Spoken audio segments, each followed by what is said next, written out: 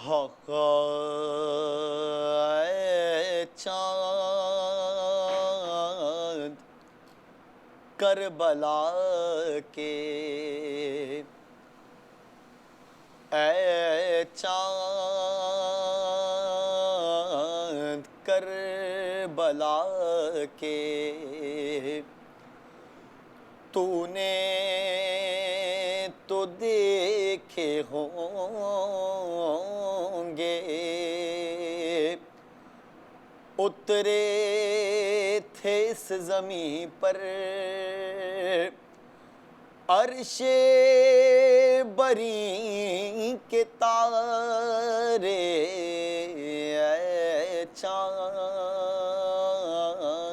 کربلا کے، اے چاند جلوہ گر ہے ہاشم کا چاند یہاں پر، خیرات روشنی کی لے لیجیو یہاں سے، اے چاند کربلا کے، اے چاند اس زمین پر رکھیو ہمیشہ ٹھنڈک، سوتے جو ہیں یہاں پر زہرا کے ہیں وہ پیارے، اے چاند کربلا کے، تسنیم و سلسبیل و کوثر کے ہیں یہ مالک، مارے گئے تھے پیاسے اس نہر کے کنارے، اے چاند کربلا کے، مارے گئے یہیں پر بے دردیو ستم سے، زینب کے دونوں پیارے مسلم کے دونوں بیٹے، اے چاند کربلا کے، پامال ہو رہی تھی قاسم کی لاش رن میں، عباس اور سرور چنتے تھے ان کے ٹکڑے، اے چاند کربلا کے، بازو بندھے یہیں پر پہلے پغر غرم کے،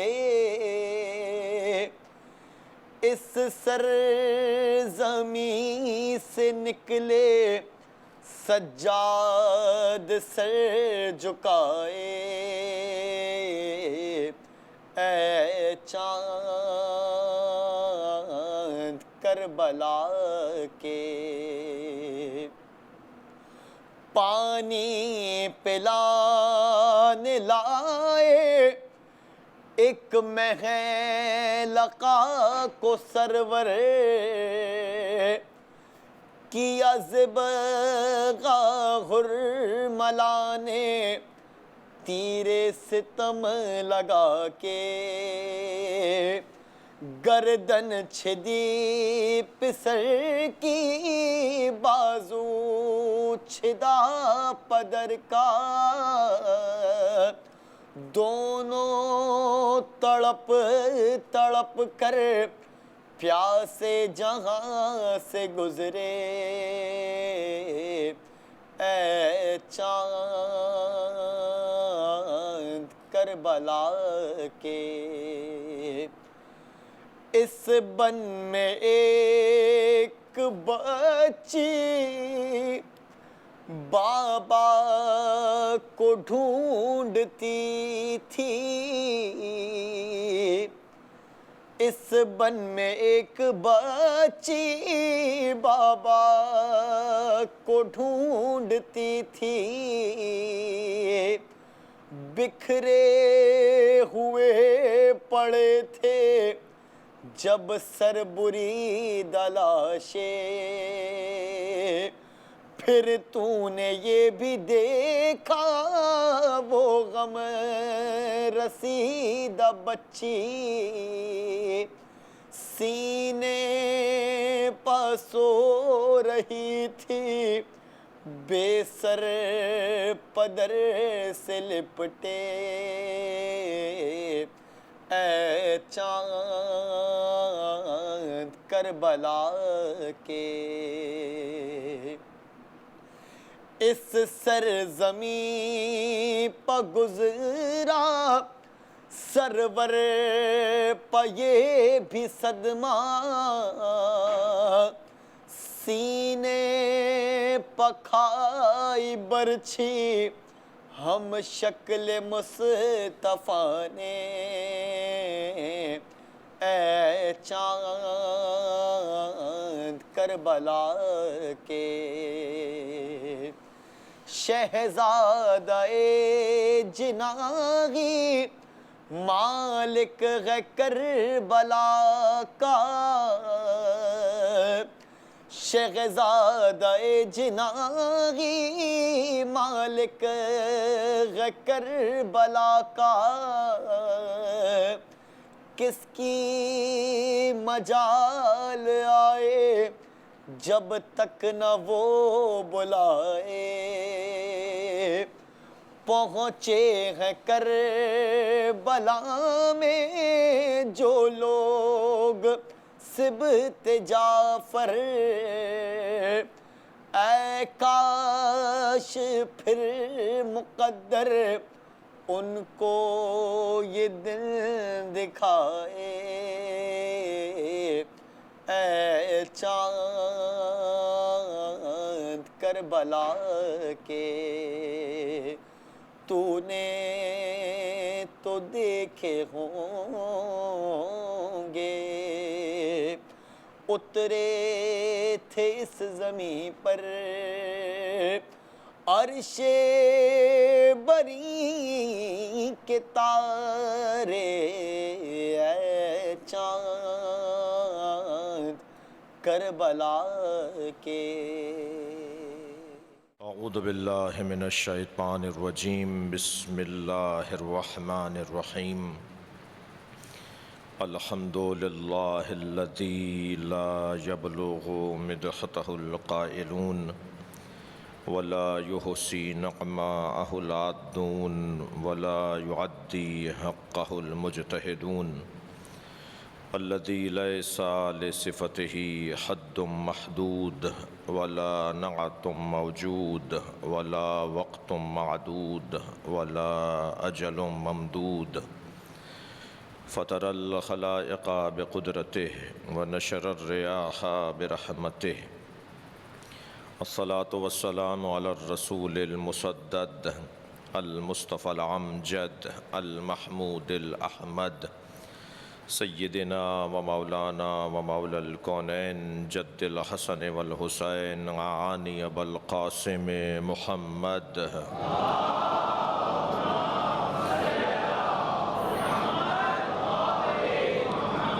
وآلہ الطیبین الطاہرین المعصومین الذین قال اللہ انما یرید اللہ لیذہب عنکم الرجس اہل البیت ویطہرکم تطہیرا.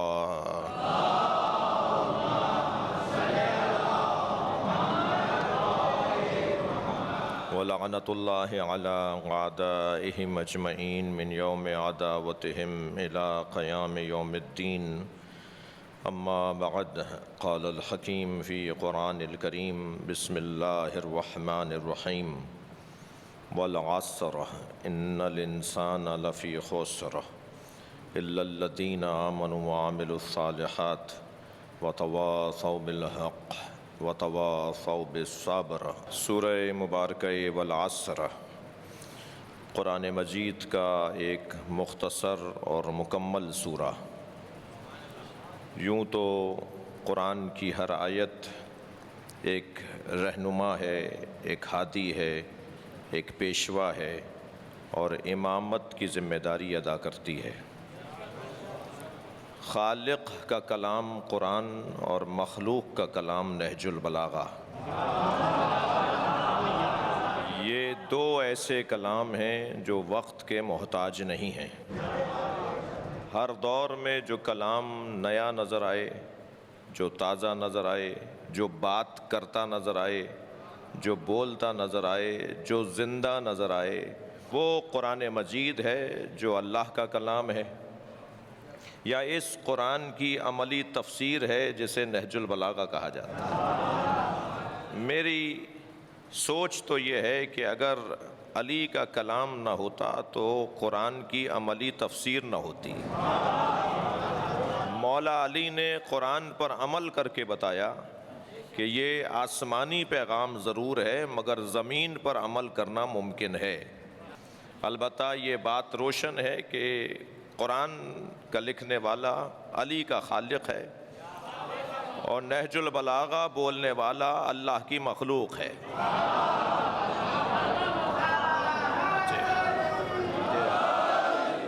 اور جو خالق اور مخلوق کا رشتہ ہے وہ ان دونوں میں سچا ہے۔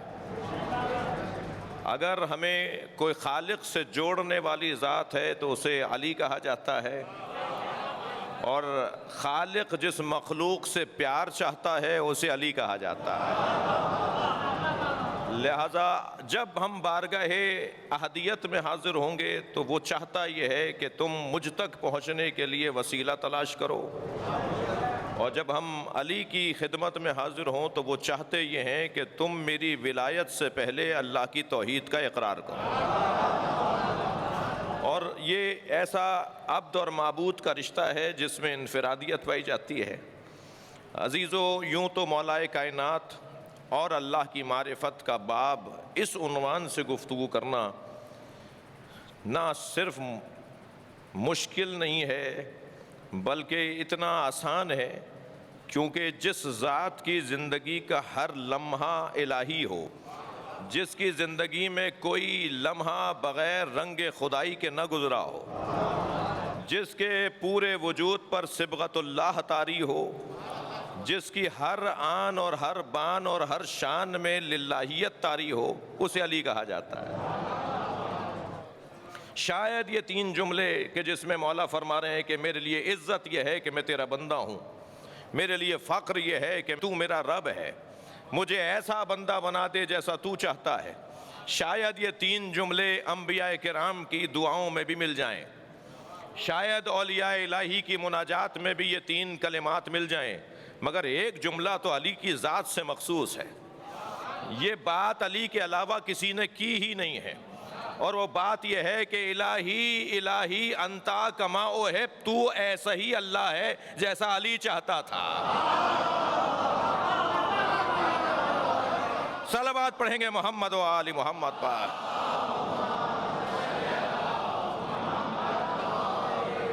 یہ جملہ مولا علی کی ذات سے مخصوص ہے، یا اللہ تو ایسا ہی اللہ ہے جیسا میں چاہتا تھا۔ اب اس جملے کے بعد یہ بات روشن ہو جاتی ہے کہ ہر ولی علی کی جوتیاں کیوں سیدھی کرتا ہے۔ کوئی اللہ کا ولی نہیں بن سکتا جب تک کہ علی کی خدمت میں حاضری نہ دے۔ ہر سلسلہ ولایت کا سر سلسلہ علی کی ذات۔ جتنی بھی اللہ نے ولایتیں کائنات میں تقسیم کی ہیں وہ سب وہ ہیں جو علی کی محبت اور مودت کا دم بھرتے ہیں۔ لہذا سہون میں رہنے والا سہون کو شریف کر دے گا، دہلی میں بسنے والا دہلی کو شریف کر دے گا، اجمیر شریف میں سونے والا اجمیر کو شریف کر دے گا، مگر نجف میں سونے والا نجف کو اشرف بنا دے گا۔ خالق کا کلام قرآن اور مخلوق کا کلام نہج البلاغہ۔ قرآن یہی قرآن جو سنی بھائی کے گھر میں بھی رکھا ہوا ہے اور شیعہ بھائی کے گھر میں بھی رکھا ہوا ہے، یہ بھی یہودی کی سازش ہے، یہ بھی صہیونی سازش ہے کہ فلاں کا قرآن اتنے پاروں کا اور فلاں کا قرآن اتنے پاروں کا۔ قرآن وہی ہے جو کسی بھی گھر میں اور کسی بھی مسلمان کے گھر میں ہے۔ قرآن پہ اختلاف کرنا یہ اسلام دشمن طاقتوں کو راضی کرنے کے مترادف ہے۔ دو چیزیں لڑنے کے لیے نہیں ہیں، ایک قرآن لڑائی کے لیے نہیں ہے اور ایک آل نبی لڑائی کے لیے نہیں ہے۔ یہ دونوں جوڑنے کے لیے بھیجے گئے تھے، یہ دونوں نبی نے چھوڑے تھے تاکہ امت جڑی رہے، تو بس قرآن کی طرف آ جائیں اور نبی کی چھوڑی ہوئی دوسری چیز جسے اہل بیت کہا جاتا ہے ان سے وابستہ ہو جائیں، ہمارے سارے مسئلے حل ہوتے نظر آئیں گے۔ اس عظیم اور لا ریب کتاب میں ایک سورہ مبارکہ والعصر ہے۔ یہ قرآن کا چھوٹا سورہ ضرور ہے، مگر قرآن کی مندرجات کی تلخیص ہے، خلاصہ ہے۔ میں اگر یوں کہہ دوں کہ اگر ہم چند آیتوں میں 6000 آیات سے زیادہ آیات کا خلاصہ دیکھنا چاہیں، یعنی اگر ہم یہ چاہیں کہ 6000 سے زیادہ آیات میں اللہ نے کیا نازل کیا ہے تو ہم چند آیتوں میں دیکھ سکتے ہیں، جسے سورہ والعصر کہا جاتا ہے۔ میرے محترم سننے والوں، آپ کسی بھی لائبریری میں چلے جائیے، کسی بھی کتاب خانے میں تشریف فرما ہوں، ہر کتاب کا کوئی نہ کوئی عنوان ضرور ہوتا ہے۔ آپ کی نگاہ گئی کہ یہ کتاب اخلاقیات پر ہے، یہ کتاب منطق کی ہے، یہ کتاب فلسفے کی ہے، یہ کتاب تاریخ کی ہے، یہ تفسیر قرآن ہے، یہ حدیث کی کتاب ہے۔ ہر کتاب کا کوئی نہ کوئی عنوان ضرور ہے۔ هو الذی انزل علیک الکتاب، یہ بھی تو کتاب ہے، قرآن بھی تو کتاب ہے۔ جب اللہ نے اسے کتاب کہا ہے تو اس کتاب کا عنوان کیا ہے؟ جب ہر کتاب کسی عنوان پر لکھی گئی ہے تو قرآن بھی کتاب ہے، تو اس کتاب کا عنوان کیا ہے؟ اس کتاب کا عنوان یعنی قرآن کا عنوان انسان ہے۔ اللہ نے انسان کے موضوع پر جو کتاب لکھی ہے اسے قرآن کہا جاتا ہے۔ بھائی اس نے بنایا تو بہت کچھ، مگر سب کچھ بنا کر بھی اس نے اپنے آپ کو مبارکباد نہیں دی۔ یہ انسان کیا ہے کہ جسے بنا کر کہا تبارک اللہ احسن الخالقین؟ خود اللہ اپنے آپ کو مبارکباد دے رہا ہے کہ تو بہترین مخلوق کا خالق ہو گیا۔ انسان سے بڑھ کر کوئی مخلوق نہیں ہے، انسان تمام مخلوقات میں اشرف اور اعلیٰ اور افضل ہے، اور تمام مخلوقات پر حاکم اور ناظر ہے۔ مگر عجیب سا رنگ ہے کہ بطخ کا بچہ تو انڈے سے نکل کر تیرنے لگے، مرغی کا بچہ تو انڈے سے نکل کے دوڑنے لگے، مچھلی کا بچہ تو فوراً تیرنے لگے، مگر یہ انسان کا بچہ 2 سال بعد بھی نہیں چلتا۔ یہ انسان کا بچہ 3 سال کے بعد بھی پورے جملے نہیں بول پاتا۔ جسے اشرف بنایا تھا اسے پیدائشی طور پر وہ سارے کمالات دے دیتا۔ اللہ نے پیدائشی طور پر نہ انسان کے بچے کو چلنا سکھایا، جو بطخ کے بچے کو چلنا سکھا سکتا تھا وہ انسان کو بھی سکھا سکتا تھا۔ اچھا، قرآن مجید میں 2 مثالیں اس نے دے دیں کہ بچے بول بھی سکتے ہیں۔ ایک حضرت عیسیٰ ہیں جو بول رہے ہیں، ایک زلیخا کی بہن کا بچہ ہے جو حضرت یوسف پہ جب الزام آیا تو گود میں لیٹا بچہ بول رہا تھا۔ حضرت عیسیٰ کو تو آپ کہہ دیجئے کہ معصوم تھے، وہ زلیخا کی بہن کا بچہ تو معصوم نہیں تھا۔ تو اتنا مان لو کہ اگر قادر چاہے تو بچے کو زبان دے سکتا ہے، مگر اس نے ہر بچے کو زبان نہ دی، اس نے ہر بچے کو زبان نہیں دی۔ اس کا مطلب یہ ہے کہ اللہ چاہتا یہ ہے کہ بچہ محتاج ہو جائے والدین کا، اور والدین کا محتاج اسے اس لیے بنا دیا تاکہ والدین کو تربیت کی ذمہ داری دی جا سکے۔ یہ حیوان کا بچہ نہیں ہے۔ جب یہ ہے ہی انسان کا بچہ تو تم پر تربیت کی ذمہ داریاں ہیں۔ یاد رہے کہ جسے تربیت کا حق دیا جاتا ہے اسے تنبیہ کا حق بھی دیا جاتا ہے۔ جو پڑھاتا ہے وہ ڈانٹ بھی سکتا ہے، جو کھلاتا ہے وہ ناراض بھی ہو سکتا ہے۔ بس عزیزان گرامی، ربوبیت کے رشتے سے وہ تربیت کرتا ہے، اور اسی خالقیت اور ربوبیت کے تقاضے کے مطابق وہ ناراض ہو جاتا ہے، جسے عذاب کہا جاتا ہے۔ یہ اللہ کی طرف سے عذاب یا اللہ کی طرف سے ناراضگی کا اظہار، یہ ہر مربی کو حق حاصل ہے۔ یہ 4 بچوں کے ماں باپ جب اپنے بچوں سے ناراض ہو سکتے ہیں، تو وہ جو خالق کائنات ہے، وہ جو ماں باپ کو بھی پال رہا ہے، اسے بھی حق ہے کہ وہ کسی سے ناراض ہو جائے۔ تو یہ ناراضگی کو ناانصافی نہ کہنا، بلکہ تربیت کا حصہ جاننا، تربیت کا۔ صلوات پڑھیں گے محمد و آل محمد۔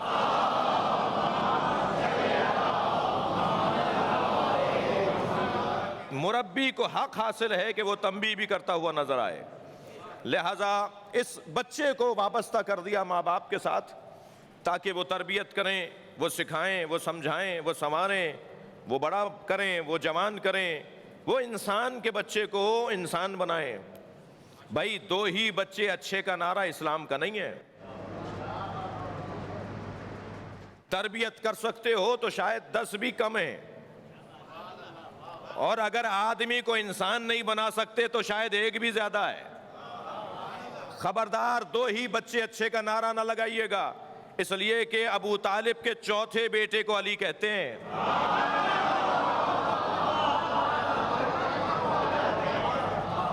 اگر یہ منطق مسلمانوں نے اپنا لی ہوتی تو پھر علی سے بھی محروم ہو گئے ہوتے۔ نہیں، تربیت والدین کی ذمہ داری ہے، اور کیونکہ مربی ہیں اس لیے اولاد کو ان کے ساتھ محتاج کر دیا، ان کا محتاج کر دیا، ان کے ساتھ جوڑ دیا۔ اب یہ جو انسانیت کے تقاضے ہیں وہ یہ ماں باپ سکھائیں گے۔ ہر بچہ دنیا میں مسلمان آیا، جی اللہ تو کافر بناتا ہی نہیں ہے، اللہ نے کسی کو کافر پیدا نہیں کیا۔ بس یہ جملہ سننے کے بعد مسلمان ہوشیار ہو جائیں، تمہیں کس نے حق دیا ہے جو مسلمان کو کافر بولو؟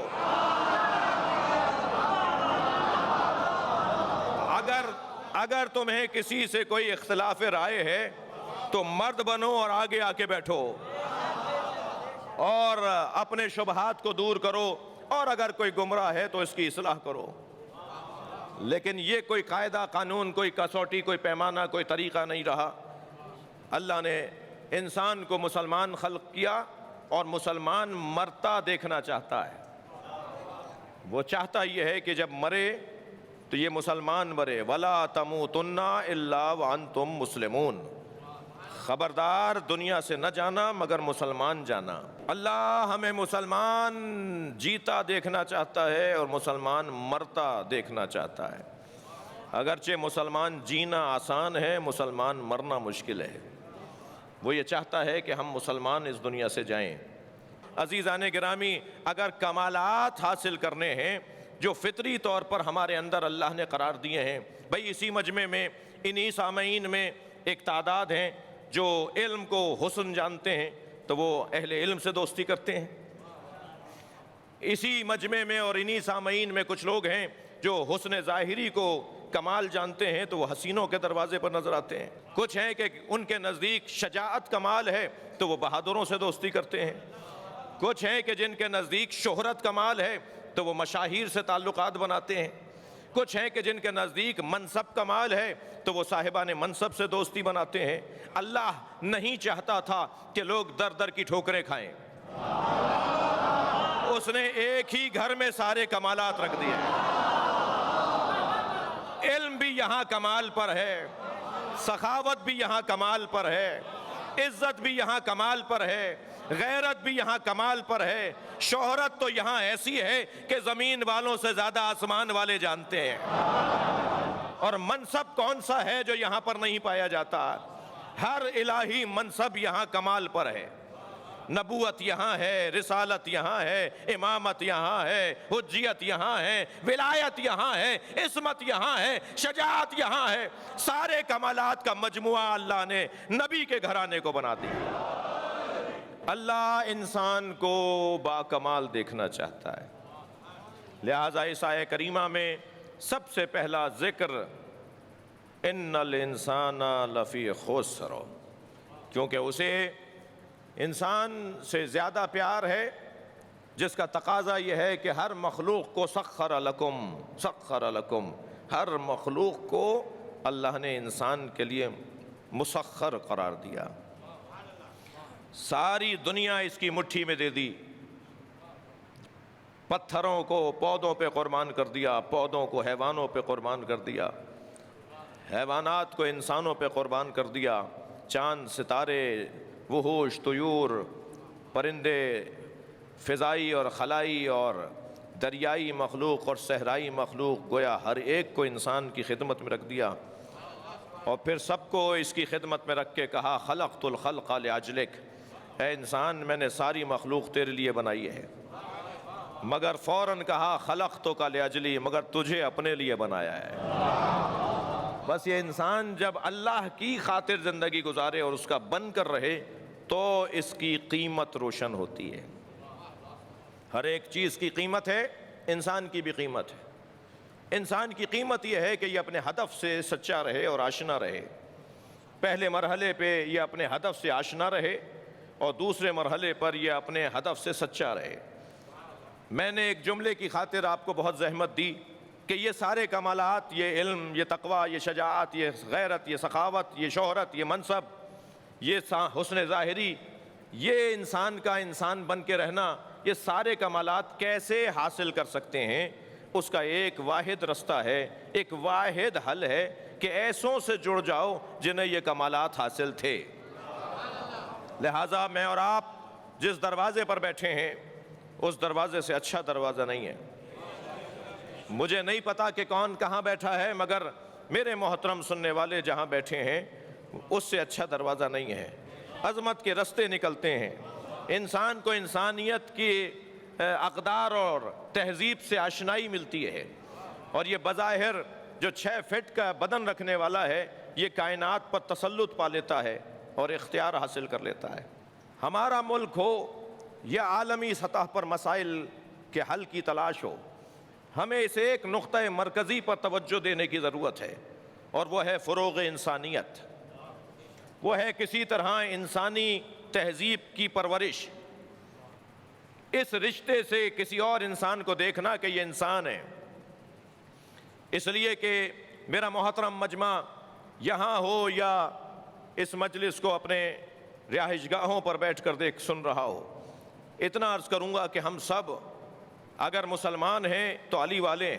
اپنے گورنر کو جب مصر تعینات کیا تو ان سے یہی فرمایا تھا کہ میں تمہیں جہاں بھیج رہا ہوں وہاں تمہارے 2 طرح کے بھائی ہیں، یا تمہارے دین میں تمہارے بھائی ہیں یا انسان ہونے میں تمہارے بھائی ہیں۔ اے مالک، دونوں کے ساتھ ایک جیسا رویہ رکھنا، جو تمہارے دینی بھائی ہوں ان سے بھی پیار کرنا، اور جو تمہارے انسان ہونے میں بھائی ہوں ان سے بھی پیار کرنا۔ بلکہ میں تو یہ کہوں گا کہ جو ہمارے دینی بھائی نہ ہو اس سے ہمیں دگنا پیار اس لیے ہونا چاہیے کہ ہمیں اسے اپنا دینی بھائی بھی بنانا ہے۔ جن کے ہاں کوئی کجی اور کمزوری پائی جاتی ہے، بھائی میں جب تک اس کے ساتھ نہیں بیٹھوں گا میں اس کے مسئلے کو حل کیسے کروں گا؟ لہٰذا تمام تر پیغامات پر غالب اور حاکم پیغام اگر کوئی تصور کیا جائے تو وہ انسانیت ہے۔ فلاں زبان بولتا ہے، آپ فلاں زبان بولتے ہیں، فلاں علاقے والے فلاں لباس کو ترجیح دیتے ہیں اور ان کا پہناوا یہ ہے، ان کا رنگ دبا ہوا ہے اور ان کا رنگ کھلا ہوا ہے، وہ فلاں زبان میں یہ لفظ صحیح نہیں بول پاتے، ان کے ہاں یہ رسم و رواج ہیں۔ میرے عزیزو، یہ عیب نہیں بلکہ حسن ہے۔ امام حسین دعائے عرفہ میں فرماتے ہیں، یا اللہ میں تیری خالقیت پر اور تیری کرشمہ سازی پر تیری بارگاہ میں شکر گزار ہوں کہ اسی بے ہڈی گوشت کے لوتھڑے زبان سے، جس میں ہڈی نہیں ہے یہ زبان، بغیر ہڈی کا یہ گوشت کا لوتھڑا جب یہ دائیں بائیں اوپر نیچے آگے پیچھے لگنے لگتا ہے اور دانتوں پر جا کے لگتا ہے تو لغتیں بننا شروع ہو جاتی ہیں۔ یہ امام حسین کے الفاظ کا سے اقتباس ہے اور مفہوم ہے۔ یہی زبان، یہی گوشت کا لوتھڑا فلاں علاقے میں جب دانتوں پر لگتا ہے تو سندھی بنتی ہے، یہی گوشت کا لوتھڑا فلاں علاقے میں جب زبان پر لگتا ہے، دانتوں پہ لگتا ہے تو فارسی بن جاتی ہے۔ زبان ایک جیسی ہے، دانت ایک جیسے ہیں، لغتیں مختلف کیسے ہیں؟ امام فرما رہے ہیں یہ تیری کرشمہ سازی ہے کہ تو نے اس انداز سے اس کائنات کو خلق کیا ہے۔ تو اصلی نقطہ آج کی مجلس کا اگر مرکزی نقطہ میں قرار دوں تو وہ یہ کہ انسانیت کو فروغ دیا جائے۔ اختلاف رائے حسن ہے، اختلاف سلائق حسن ہے، اختلاف مذہب حسن ہے، اور فقہی اختلافات حسن ہے، اور کلامی اختلافات حسن ہے۔ اختلاف نہ ہو تو یونیورسٹیاں بند ہو جائیں، اختلاف نہ ہو تو تحقیق کا دروازہ بند ہو جائے، اختلاف نہ ہو تو ترقی کی راہیں مسدود ہو جائیں۔ اختلاف کے بغیر تو یہ زمین و آسمان بھی نہیں چلتا۔ یہ اختلاف لیل و نہار ہے جو دنیا چل رہی ہے۔ لہٰذا اختلاف کو عیب نہ جانیے گا، اختلاف اور ہے، جھگڑا اور ہے۔ اسلام چاہتا یہ ہے کہ اختلاف کرو مگر جھگڑا نہ کرو، حوصلہ رکھو، ہمت رکھو، دل بڑا کرو، ذہن وسیع کرو، اور ایک دوسرے کے ساتھ بیٹھ کر بات کرنے کی جرأت پیدا کرو۔ میں نے بہت دیر لگا دی اصلی مضمون تک آنے میں۔ حل انسان کے مسائل کا والعصر ہے، جسے پہلے اللہ نے بیان کیا ہے۔ والعصر کہہ کر کہا ان الانسان لفی خسر۔ انسان کی مشکلات کا حل اس والعصر میں پوشیدہ ہے۔ بظاہر تو یہ واو قسم ہے، اور واو قسم کے ذریعے اللہ عصر کی قسم کھا رہا ہے۔ پہلے تو محترم سننے والوں یہ بات روشن ہو جائے کہ قسم دو وجہ سے کھائی جاتی ہے۔ یا بات میں اعتبار بڑھانے کے لیے قسم کھائی جاتی ہے، میری بات معتبر ہو جائے اللہ کی قسم کھا کے کہہ رہا ہوں۔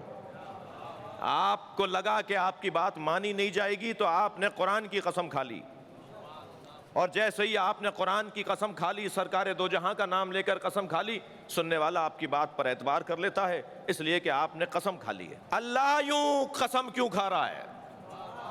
ساری دنیا اس کی بات مانے تب بھی اسی کی ہے، کوئی اس کی بات نہ مانے تب بھی حق ہے، تو پھر اللہ کو کیا ضرورت تھی قسم کھانے کی؟ اللہ اس لیے قسم کھا رہا ہے کہ جس کی قسم کھا رہا ہے اس کی تعظیم کروانا ہے۔ وَالصُّبْحِ اِذَا تَنَفَّسَ، قسم ہے صبح کی جب وہ سانس لیتی ہے۔ وَالنَّهَارِ، قسم ہے دوپہر کی۔ وَاللَّيْلِ، قسم ہے رات کی۔ وَالْعَصْرِ، قسم ہے عصر کے وقت کی۔ یا اللہ نے اچھا وَالْعَادِيَاتِ، دوڑنے والے گھوڑوں کی نہیں بلکہ گھوڑوں کے سموں سے اڑنے والی چنگاریوں کی قسم۔ بھائی ہمارے معاشرے میں گھوڑے تو بہت دوڑ رہے ہیں، مگر کیا یہ ہمارے روڈ پہ دوڑتا ہوا گھوڑا ہے جس کی قسم سورہ عادیات میں اللہ نے کھائی ہے؟ تو فوراً تفسیر قرآن میں بتایا گیا یہ وہ گھوڑا ہے جس کی پشت پر مجاہد بیٹھ کر میدان جہاد میں جاتا ہے۔ تو سوال تو یہ ہے کہ اگر میدان جہاد میں ایک مجبور مسلمان گھوڑا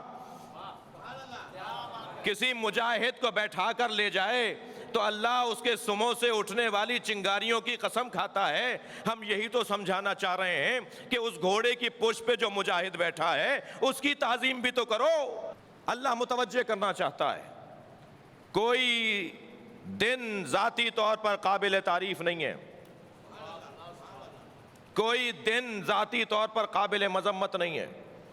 اس لمحے سے اور اس دن سے کسی کا تعلق ہوتا ہے جو اسے قابل تعریف بنا دیتا ہے۔ ہم نے جب والنہار، دوپہر کی قسم کھاتے ہوئے اللہ کو دیکھا تو ہم نے تاریخ کے صفحے لوٹنا شروع کیے کہ کوئی دوپہر ہے جو اس قابل ہو جس کی اللہ قسم کھائے۔ تو ہم نے دیکھا کہ ایک بھائی نے دوسرے بھائی کا بازو اٹھایا۔ وہ وقت دوپہر کا تھا جب آواز آئی من کنت مولا۔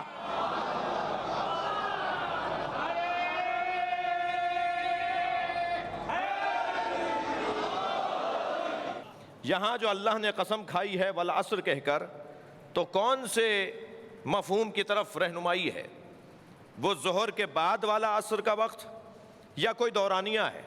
میں کہتا ہوں دونوں ٹھیک ہیں، اس لیے کہ اگر ہم دونوں کو نہیں مانیں گے تو ہم ظاہر قرآن کے خلاف چلے جائیں گے۔ لہذا مثلاً حی علی الصلاۃ جب آپ اذانوں میں کہتے ہیں تو قرآن مجید میں اقیم الصلاۃ کا اگر لفظ آیا ہے تو ہمارا فوراً ذہن جاتا ہے نماز اور مخصوص ارکان اور مخصوص اعمال پر مشتمل ایک عبادت کی طرف، جبکہ لغت میں جا کر ہم دیکھیں گے تو صلاۃ دعا کو کہتے ہیں۔ ہر اٹھنے والا ہاتھ اللہ کی بارگاہ میں جب ہاتھ اٹھا کر اس سے بات کرے گا تو اسے لغت کے زبان میں صلاۃ کہا جاتا ہے۔ جس طرح ہم قرآن میں ہی لیتے ہیں ان اللہ و ملائکتہ یصلون علی النبی یا ایھا الذین آمنوا صلوا علیہ وسلموا تسلیما، اس آیت میں جو صلاۃ کا لفظ آیا ہے وہ دعا کے معنی میں آیا ہے، اور اقیم الصلاۃ وآتوا الزکوٰۃ کے اندر جو صلاۃ کا لفظ آیا ہے وہ مخصوص اعمال مخصوص ارکان پر مشتمل ایک عبادت کے لیے آیا ہے۔ تو ہمیں جب بھی لفظ صلاۃ بولنا ہوگا تو دونوں معنی پر غور کرنے کی ضرورت ہے۔ ظہر کے بعد والا عصر ایک وقت ہے، دن کا ایک دورانیہ ہے، وہ چند لمحوں کا ہوتا ہے، اور ایک دورانیہ زندگی کا چند سالوں پر محیط دور، ہم اسے بھی مراد لیں گے۔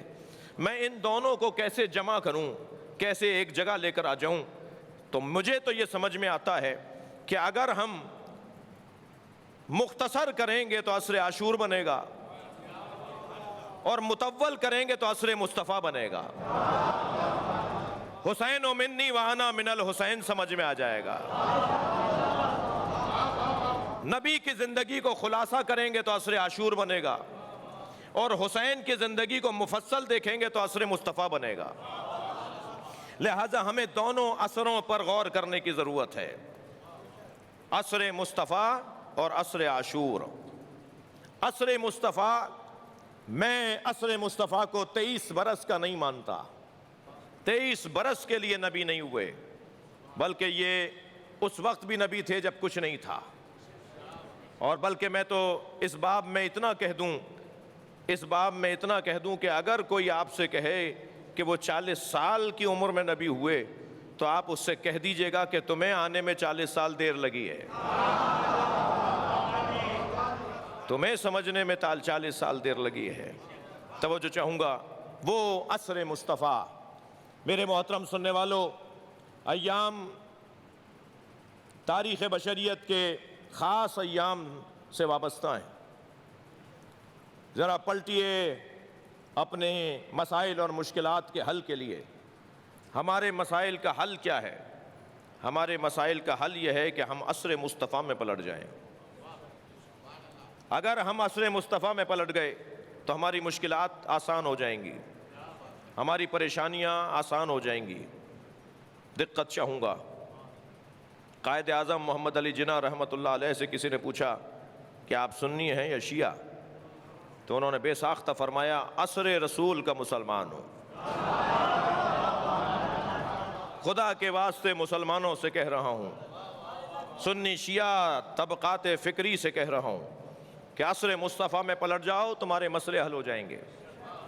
عصر مصطفیٰ ہمیں چاہیے، نبی کا زمانہ ہمیں چاہیے، جس زمانے سے ہمیں قرآن ملا، جس زمانے سے ہمیں اصحاب ملے، جس زمانے سے ہمیں جنگوں میں، جہادوں میں، سفروں میں اور ہجرتوں میں دستور زندگی ملا، جس زمانے سے ہمیں تہذیب، اقدار اور انسانی اصول ملے۔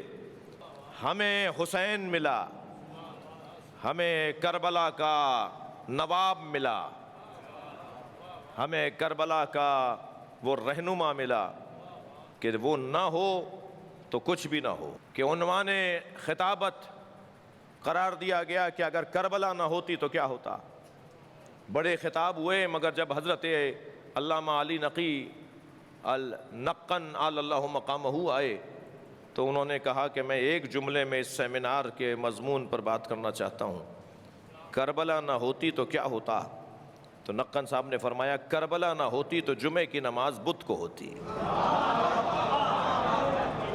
پھر شریعت میں یہ تبدیلی آ جاتی، پھر یہ مذاق بنتا اسلام کا، پھر اسلام کا نام تک بھی نہ رہتا، لیکن کربلا نے اسلامی تہذیب کو تضمین کر دیا، محفوظ کر دیا اور بچا کر آئندہ نسلوں کے لیے اور قیامت تک کے لوگوں کے لیے اسے منتقل کر دیا۔ ہمیں عصر عاشور کی طرف جانا ہے۔ یاد رہے تاریخ بشریت میں ہمیشہ اس رات کی بڑی اہمیت رہی ہے جس کی صبح کی قسم اللہ کھا رہا ہو۔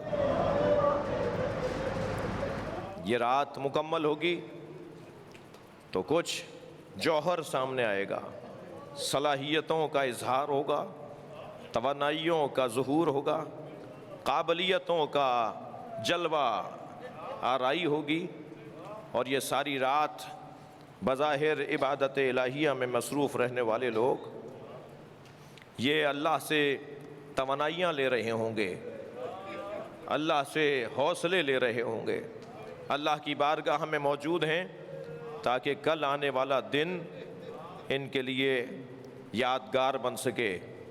یہ ٹکڑے ٹکڑے بھی کر دیے جائیں تب بھی انہیں مردہ نہ کہا جائے، بلکہ ان کی زندگیوں کا تو اللہ یوں قصیدہ پڑھے، لا تحسبن الذین قتلوا فی سبیل اللہ بل احیاء عند ربہم یرزقون۔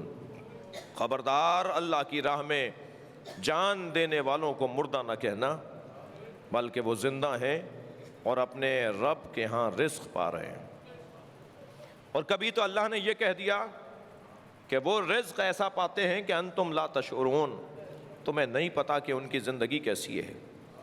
عزیزان گرامی، بہت سے زندوں کے زندہ ہونے پر یقین نہیں ہوتا جتنا کربلا میں سونے والے حسین کی زندگی پر یقین ہے۔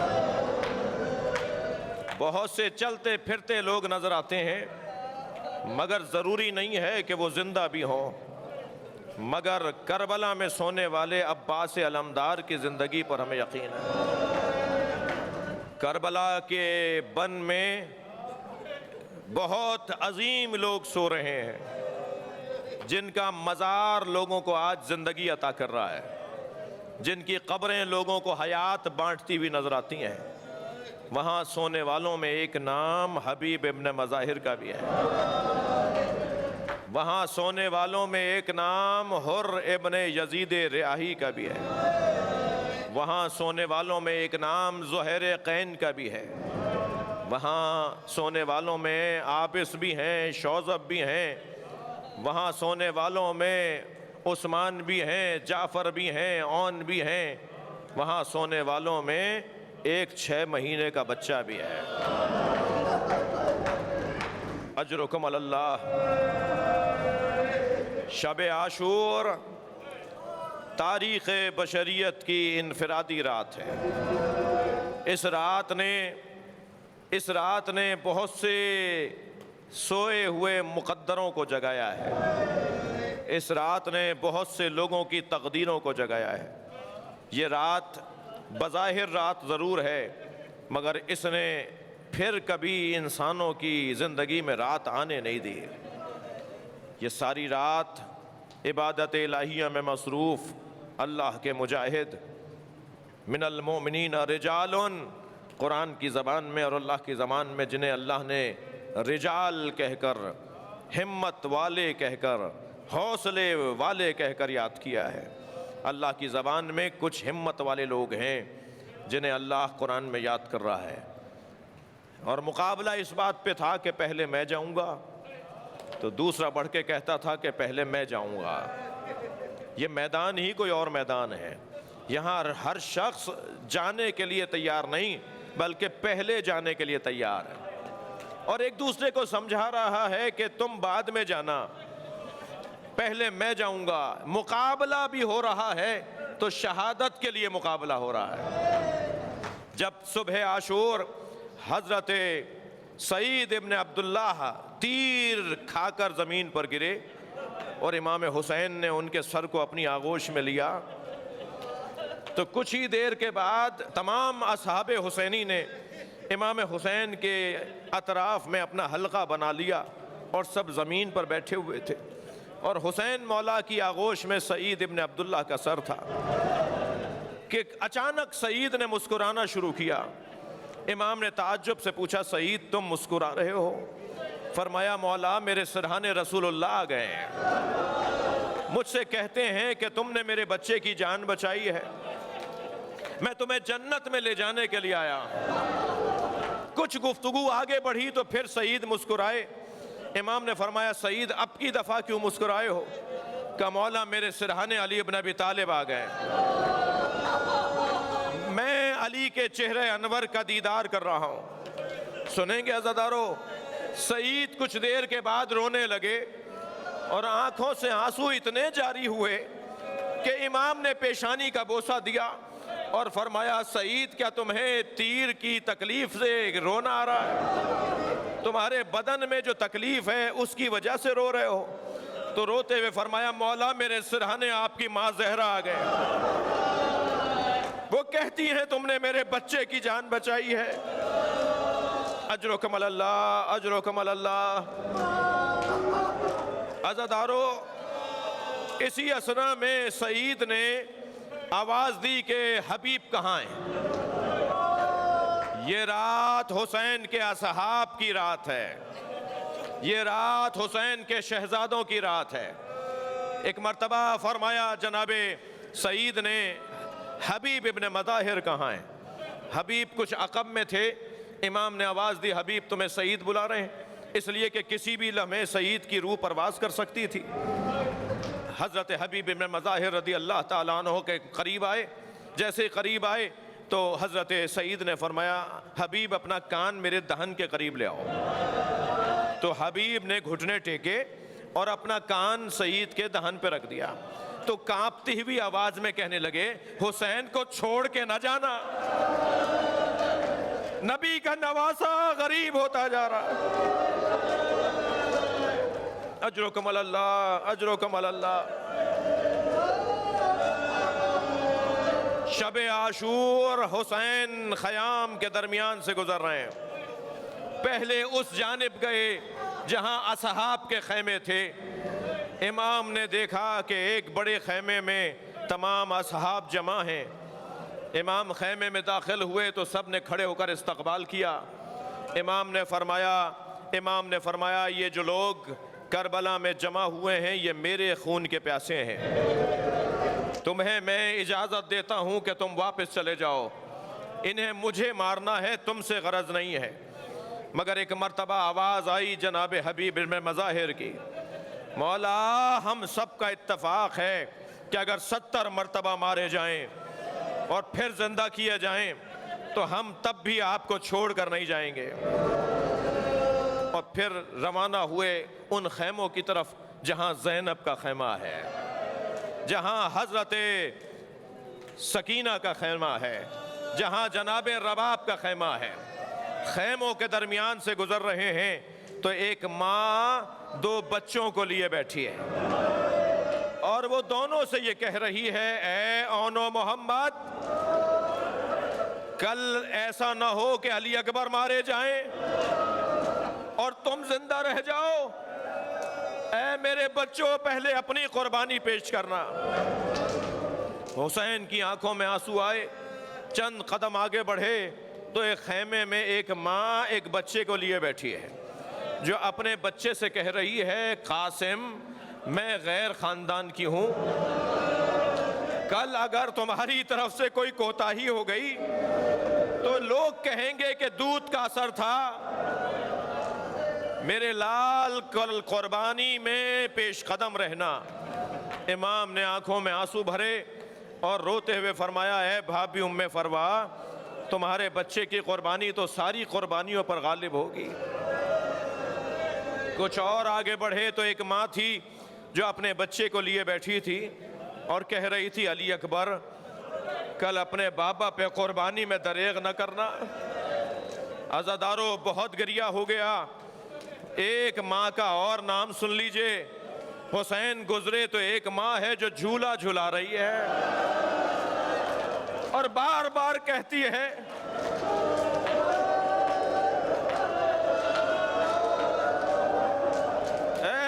اصغر تم تو گھٹنیوں بھی نہیں چل پاتے، تم کل کربلا میں کیسے قربانی دو گے؟ حسین نے ایک مرتبہ خیمے میں قدم رکھ دیا، بچے کو اپنی آغوش میں لے لیا، اے رباب تیری قربانی سب سے آگے ہوگی، کربلا کے میدان میں سب سے بڑا مجاہد تیرا ہی بچہ علی اصغر ہوگا جو اپنے بابا کے ہدف پہ قربان ہو جائے گا۔ یہ رات تمام ہوگی، صبح عاشور کا سورج ہوگا اور کربلا میں جگہ جگہ لاشیں ہوں گے، زہرا کا چمن اجڑے گا، نبی کا گلشن لوٹا جائے گا، دنیا دیکھے گی کہ کون جیتا اور کون ہارا۔ حسینیت زندہ باد۔ غریب باپ کی بیٹی کو اتنا مارا ہے،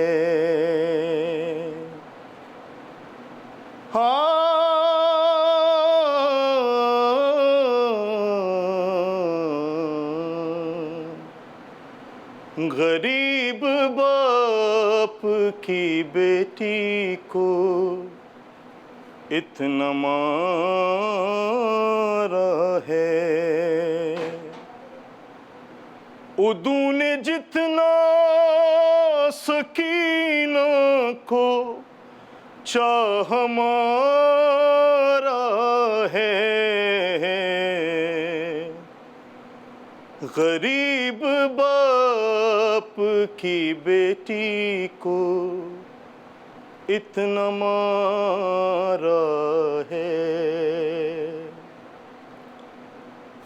وہاں جلائے تھے خیمے، یہاں جلایا تھا گھر، نشاہ دادی کی ہی طرح میرے چہرے پر، ارے پکڑ کے زلفوں سے مجھ کو تماچا مارا ہے، غریب باپ کی بیٹی کو اتنا مارا ہے، نہ کھایا میری یتیمی پہ بھی ترس کوئی، تمہاری یاد میں بابا سسک کے میں روئی، ارے دکھا کے مجھ کو کٹا سر تمہارا مارا ہے، غریب باپ کی بیٹی کو اتنا مارا ہے، عجب تھی شام، عجب تھی شام غریباں میں بے کسی میری، بچانے خود کو میں دریا کی سمت جب دوڑی، ارے میں منہ کے بل گری مجھ کو یوں نیزہ مارا ہے، غریب باپ کی بیٹی کو اتنا مارا ہے، غریب باپ کی بیٹی کو اتنا مارا ہے، جو میرے چہرے پہ یہ زخم ہے انگور